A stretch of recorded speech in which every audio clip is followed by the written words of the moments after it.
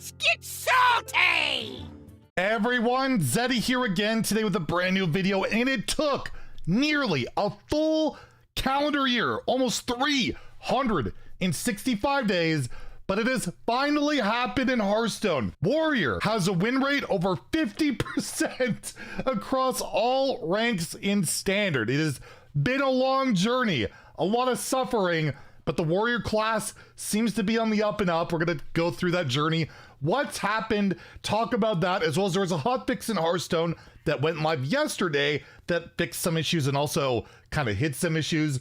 We'll talk about that near the end of the video. And a friendly reminder, we are super close to 70,000 subs. And if you feel like I've earned your subscription, you want to hit that sub button down below, get us closer to that goal, I would really, really appreciate it. So yeah, I've tweeted this a couple days ago. For the first time in nearly a year, Warriors 50% across all ranks. And I'm not exaggerating. The last patch, the Great Warrior Massacre of 2022, occurred on June 16th. That is when the patch went live that nerfed so many Warrior cards and absolutely destroyed not only Control Warrior, but Charge Warrior, as well as Pirate Warrior. Like, all three decks got obliterated to the point where Warrior was like the worst class month after month after month after month, which led to a lot of criticism towards the design team and all of that. The balance team, we saw countless buffs and tons of things happen, but they couldn't get over the hump. And even the devs themselves, Cora quote tweeted us, she was very excited that Warrior is doing a lot better. And if you take a look at H3 play right now, it's actually gotten even better. Recording this Friday evening, and Warrior now up to 51.9%, almost closing in on the second best performing class. It's above Death Knight. It's above the Shadow Priest decks right now. It's above Demon Hunter. It's only behind like Hunter Paladin, which are only quite good at like lower ranks. And well, let's take a look at higher ranks. Is Warrior performing well there too? Because Enraged Warrior was playable at periods during this big lull for Warrior, but the class itself suffered greatly. If we take a look at top 1000 legends since the mini set release, 26.4, we find Enraged Warrior 51.69%. That unusual, honestly, for Warrior. Enraged Warrior was always like a decent-ish deck, just nobody played it. But the big one that seems very popular is Menagerie Warrior, which has a positive win rate, 50.44. And if you go down lower ranks, Menagerie Warrior, I believe, goes up in its win percentage at like 52%. And we're looking at like bronze through gold. I anticipate, yes, Enrage and Menagerie at like 55 and 53. So it's really cool to see, you know, Warrior actually doing some good stuff. But how do we get to this point? It was suffering for so long. Well, you know, they kind of abandoned Control Warrior. Let's be real. Do you see a control deck on here? Control Warrior doesn't exist. That Charge Warrior doesn't exist. None of like those controlling style decks exist. However, Menagerie and Enrage exist. And well, let's take a look at the decks and kind of dissect exactly why it's actually thriving. Looking at Enrage Warrior, you have to take a look at how many cards in here had to be buffed before things became playable. This location was buffed. I believe it only gave +2 attack. Can't remember exactly how it was buffed, but it was buffed. Verse Riff was buffed. Cruel Taskmaster was buffed. Chorus Riff was buffed. Imbued Axe was buffed. Thori Balor, Bridge Riff, in Remornia. All these cards had to get buffed. And also a new great tool, Jam Session. No need to buff it. They made a good Warrior card without having to buff it. And that's one of the big differences we're seeing in this mini set, is they're actually just giving Warrior good cards. And how about that? The class is starting to see some life. Same when you take a look at like Menagerie Warrior. They kind of buffed Nelly, made that one work out, but giving the deck an incredible card, Abyssal Bassist, a conditional taunt being an actual strength for Warrior, because that condition is mana cheat. Like every other class that's good, hey, it gets mana cheat. And not only can that mana cheat get this lifesteal taunt out for cheap, but hey, I discover playing my Amalgam of the Deep and I could get basically like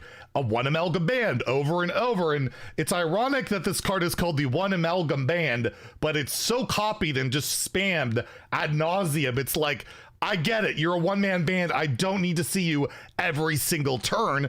But yeah, again, giving the class actual good cards. Like, I know Magatha's a neutral, but it works. It works pretty well. But again, they had a buff like Voon, Power Slider. But again, another good card, Remix Tuning Fork. No need to buff this card. I feel like if this came out 3 months ago or half a year ago, it probably would have been 3 mana, right? Like, it's all of a sudden they're like, all right, you know what? We're just going to give warrior cards at the appropriate power level at the gate. And we're seeing that actually have a good impact, because all you got to do, I'll just remind you, Festival Legends, take a look at warrior cards. Half of them had to be buffed because they were so underpowered. Every Rift card, the Power Slider, Voon, all those type of cards. And funny is, like, these lists don't even use Backstage Bouncer yet, at least. This card feels incredible. At least I was playing in Shaman, just playing like Chisel, get a totem out and copy it with the Bouncer and like coin it on 3. Really good card. Like, they gave Warrior good cards. And once you do that with a good direction that all makes sense, like a lot of these cards make sense in the current archetypes, hey, we have well-performing stuff. So I gotta say, I'm happy to see Warrior doing well. I would love to see Control Warrior thriving. I miss my Control Warrior, but at least the class is playable and there are multiple archetypes to play.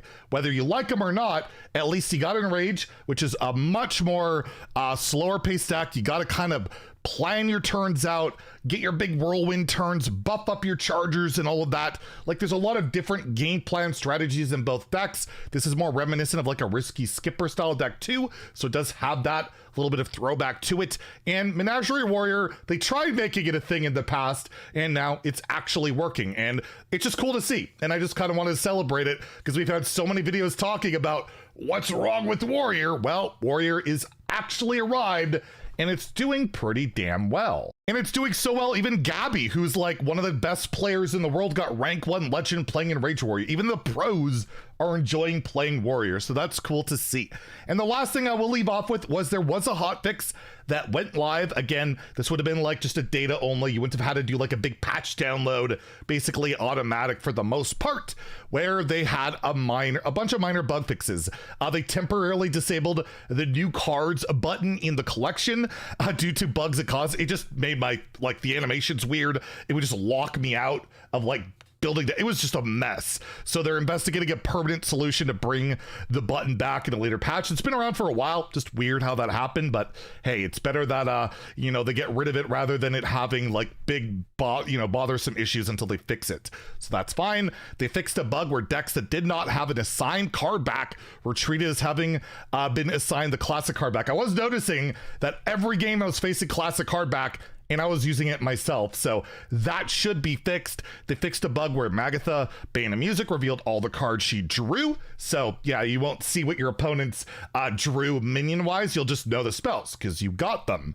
Battlegrounds had a bug fix where using Upbeat Duo on Petricide's creation would only grant the base undead, not a copy of the creation. All right, play Battlegrounds, that's something. And they fixed a bug where the sun and moon to me achievement did not count the core set version of the cards. And I will note, I completed the mini set achievements in like 3 days. Yes, I'm a loser, no life, can't help it. Regardless, no bugs on those. So if you're looking to complete the mini set achievements, pretty straightforward, really grindy, and they don't seem to be bugged. So that's good. You can kind of go in that with a clear conscience if you're trying to do that. I might update my Google Doc on it, but really most of them were just super grindy and most people could probably figure them out. The worst being having to lethal your opponent with Elite Tauren Champion because as I noted, can we please stop making achievements that require our opponents to not concede? Always a pet peeve of mine with the achievements. I got it done. I faced basically I think a bot, and bots don't really concede, at least not on their turn, and they blew up and I got it done. So there is one strategy I could think of where you play Ulfok and ETC at the same time, and then they can't spend their mana and they blow up if they're low enough on health. So might want to consider that one. Anyways, enjoy the video. Please like and subscribe. Have a great day and stay salty, my friends.